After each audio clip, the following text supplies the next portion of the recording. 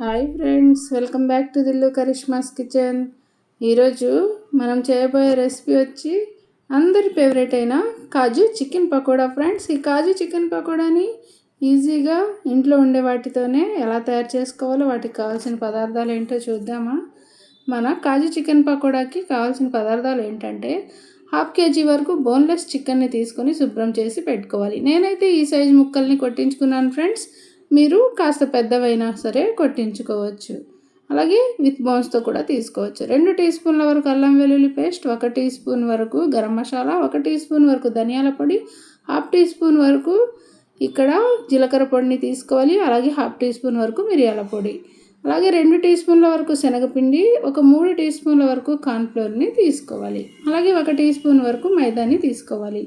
ఒక చిన్న నిమ్మకాయ, అలాగే ఒక గుప్పెడు వరకు జీడిపప్పుల్ని తీసుకోవాలి. ఉప్పు కారాలు అనేవి మనం తినే కారాన్ని బట్టి, అంటే మన రుచికి తగ్గట్లుగా తీసుకుంటే సరిపోతుంది ఫ్రెండ్స్. ఇప్పుడు తయారీ విధానాన్ని చూద్దామా. మన కాజు చికెన్ పకోడా తయారు చేసుకోవడానికి ముందుగా చికెన్ని శుభ్రం చేసి పెట్టుకున్నాం కదా, అందులోకి ఇప్పుడు ఉప్పు కారాలు అనేవి తీసుకుందాం. మేము తినే రుచికి తగ్గట్టుగా నేను 1 టీ స్పూన్ వరకు ఉప్పుని తీసుకున్నాను ఫ్రెండ్స్. అలాగే మరొక టీ స్పూన్ వరకు, అంటే ఒక 1/2 టీ స్పూన్ వరకు పసుపుని తీసుకోవాలి. అలాగే 1 టీ స్పూన్ వరకు కారాన్ని తీసుకోవాలి. మరొక టీ స్పూన్ వరకు ఇక్కడ మనం చేసే కాజు చికెన్ పకోడా అనేది మంచి కలర్గా రావడం కోసం నేను ఇక్కడ కాశ్మీరీ రెడ్ చిల్లీని యూస్ చేస్తున్నాను ఫ్రెండ్స్. మీరు ఫుడ్ కలర్ని కూడా యూస్ చేయొచ్చు. నేనైతే ఫుడ్ కలర్స్ అవి ఏమీ వాడడం లేదు.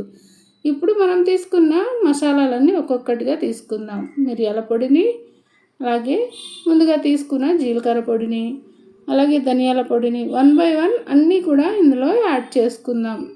అలాగే గరం మసాలాని కూడా యాడ్ చేసుకోవాలి. నెక్స్ట్ వచ్చి ఇందులో అల్లం వెల్లుల్లి పేస్ట్ని కూడా యాడ్ చేసుకోవాలి. యాడ్ చేసుకున్నాక ఇప్పుడు ముందుగా మనం తీసుకున్న ఉన్నాయి కదా శనగపిండి, అలాగే కార్న్ఫ్లోర్, అలాగే మైదా కూడా ఇందులో యాడ్ చేసుకోవాలి. చూస్తున్నారు కదా, ఇక్కడ నేను మైదాని తీసుకున్నాను కదా ఫ్రెండ్స్. మైదా ప్లేస్లో కానీ లేదా కార్న్ఫ్లోర్ ప్లేస్లో కానీ మీరు ఇక్కడ రైస్ ఫ్లోర్ని కూడా తీసుకోవచ్చు. అంటే బియ్యపు పిండిని తీసుకొని చేసుకుంటే మరింత క్రిస్పీగా వస్తాయి ఫ్రెండ్స్. అండ్ ఫైనల్గా ఇప్పుడు జీడిపప్పుని కాస్త క్రష్ చేసుకుని వేసుకోవాలి. చూస్తున్నారు కదా, జీడిపప్పు క్వాంటిటీ అనేది ఎక్కువగా వేసుకున్నా కూడా మంచి రుచిగా ఉంటుంది ఫ్రెండ్స్. వేసుకున్నాక మనం తీసుకున్న నిమ్మకాయలోంచి సగం బద్ద నిమ్మకాయని ఈ విధంగా ట్విస్ట్ చేసుకోవాలి. ఇలా నిమ్మకాయ వేయడం వలన చికెన్ మంచి జ్యూసీగా ఉంటుంది ఫ్రెండ్స్. అలాగే నేను ఇక్కడ 1 టీ స్పూన్ వరకు కారాన్ని వాడాను కదా, మీరు కాస్త స్పైసీగా, ఇంకా స్పైసీగా కావాలి అనుకుంటే 2 టీ స్పూన్ల కారాన్ని కూడా వాడచ్చు. ఇలా మొత్తం చికెన్ని చక్కగా కోట్ అయ్యేలాగా కోట్ చేసుకోవాలి. మనం తీసుకున్న మసాలాలన్నీ చికెన్ ముక్కలకి బాగా పట్టేలాగా ఈ విధంగా బాగా కలుపుకోవాలి. ఇప్పుడు ఇలా కలుపుకున్న చికెన్ని మనం కనీసం ఒక అరగంట పాటైనా సరే మ్యారినేట్ చేసుకోవాలి. చూస్తున్నారు కదా ఎంత చక్కగా కనిపిస్తుందో కదా. ఫుడ్ కలర్ యూస్ చేస్తే అచ్చం మీరు బయట కొన చికెన్ పకోడా లానే వస్తుంది ఫ్రెండ్స్. కలర్ అనేది, టేస్ట్ అయితే మాత్రం ఏమీ మారదు, ఎగ్జాక్ట్గా ఉంటుంది. కలర్ మాత్రమే కాస్త డల్గా ఉంటుంది, ఎందుకంటే ఫుడ్ కలర్ అనేది మనం ఇక్కడ వాడలేదు కాబట్టి. మీకు నచ్చితే ఫుడ్ కలర్ని వాడుకోవచ్చు. ఇప్పుడు అరగంట తర్వాత ప్రాసెస్ అనేది మనం చూద్దాం ఫ్రెండ్స్. ఒక అరగంట తర్వాత మన చికెన్ అనేది బాగా మ్యారినేట్ అయిపోయింది ఫ్రెండ్స్. చూస్తున్నారు కదా, మనం మ్యారినేట్ చేసుకున్న చికెన్ ఇప్పుడు వేయించుకుందాం. చికెన్ని డీప్ ఫ్రై చేసుకోవడం కోసం ముందుగా ఈ విధంగా ఒక కడాయిని పెట్టుకుని ఇందులోకి డీప్ ఫ్రైకి సరిపడా ఆయిల్ని ఈ విధంగా తీసుకోవాలి. ఆయిల్ని తీసుకుని ఆయిల్ కాస్త మీడియం హీట్లోకి వచ్చేలాగా హీట్ చేసుకోవాలి ఫ్రెండ్స్. మరి ఆయిల్ అనేది ఎక్కువగా హీట్ ఎక్కనివ్వకూడదు ఫ్రెండ్స్. మీడియం హీట్లో ఉన్నప్పుడే పకోడాని వేయించుకోవాలి. అప్పుడే లోపలి వరకు చక్కగా క్రిస్పీగా వేగుతాయి. ఈ విధంగా చూస్తున్నారు కదా, ఆయిల్ మీడియం హీట్లోకి వచ్చాక ఒక్కొక్క ముక్కని 1 by 1 ఇలా గ్యాప్ ఇస్తూ వేసుకోవాలి. అప్పుడే చక్కగా వేగుతాయి ఫ్రెండ్స్. మళ్ళీ చెప్తున్నాను, నేనైతే ఫుడ్ కలర్ అనేది ఏమీ వాడలేదు ఫ్రెండ్స్.